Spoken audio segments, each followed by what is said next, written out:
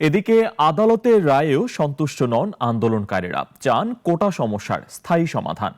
আর এর জন্য বিচার বিভাগ নয়, নির্বাহী বিভাগের মাধ্যমে এই ইস্যু সমাধানের দাবি তাদের। সংসদে আইন পাশ করে সকল ক্ষেত্রে কেবল ৫% কোটা রাখার দাবিতে আন্দোলন চালিয়ে যাবার ঘোষণা দিয়েছেন বৈষম্য বিরোধী ছাত্র আন্দোলন। জয়ন্ত কর্মকারের রিপোর্ট।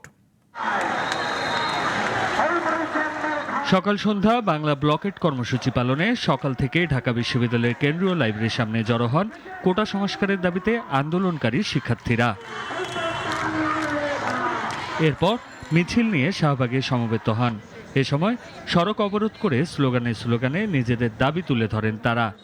নির্বাহী বিভাগ থেকে যেই মুহূর্তে ঘোষণা দেওয়া হবে যে আমাদের একদম দাবি মেনে নেওয়া হচ্ছে, ঠিক তারপরে 1 সেকেন্ড আমরা রাস্তায় থাকবো না।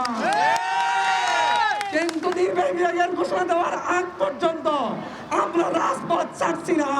মুক্তিযোদ্ধা কোটা বহাল রেখে হাইকোর্টের রায় আপিল বিভাগে স্থগিত। হাইকোর্টের এমন রায়ের প্রতি শ্রদ্ধা জানিয়ে শিক্ষার্থীরা জানান, বারবার রাজপথে যাতে নামতে না হয় সেজন্য নির্বাহী বিভাগের পদক্ষেপ চান তারা। সর্বোচ্চ 5%-এর মধ্যে নিয়ে আসতে হবে।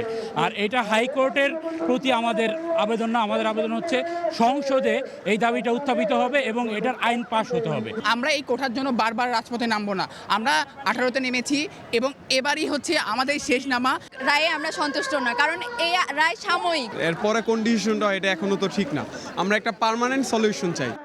শিক্ষার্থীরা জানান, আদালতের রায়ের সাথে তাদের আন্দোলনের কোনো সম্পর্ক নেই। প্রতিবন্ধী, ক্ষুদ্র নৃগোষ্ঠী ও মুক্তিযোদ্ধার সন্তান ছাড়া সব ধরনের কোটার বিলোপ চায় তারা। অপ্রয়োজনীয় কোটাগুলো সবগুলো যাতে বাদ দেওয়া হয় এবং মেধাবীদের যেন সুষ্ঠু মূল্যায়ন করা হয়। এই যে আমাদের সাথে যে বৈষম্যটা করা হচ্ছে, এই বৈষম্যের জন্য শেষ হয়।